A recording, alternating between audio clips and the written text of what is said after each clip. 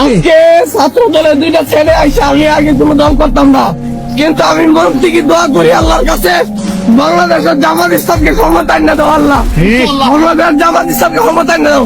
আজকে ছাত্র দলের বলতাম দুইজন উঠছে, আমার টাকা ভাড়া কত আমি 50 টাকা 30 টাকা ভাড়া কই কি তো ভাড়া তো নাই, ভাড়া দিবি না তুই আমার চিরস।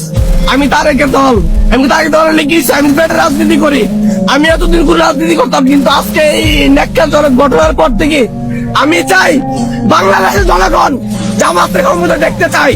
এর জন্য আমি মরতে প্রস্তুত, আমি হাদি ভাইয়ের মতো হব, মরতে প্রস্তুত। জামাতের ক্ষমতা ইসলামের শাসন দেখতে চাই।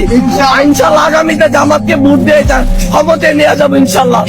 চাঁদাবাজি এই রিস্কে আজকে আমাদের যে গাড়ির টাকা মায়েরা গেল চাঁদাবাজরা, আমরা ওদেরকে ক্ষমতা দেখতে চাই না। এর জন্য তো আমার গুলি খাইতে হয়, আমি মরতে প্রস্তুত ইনশাল্লাহ।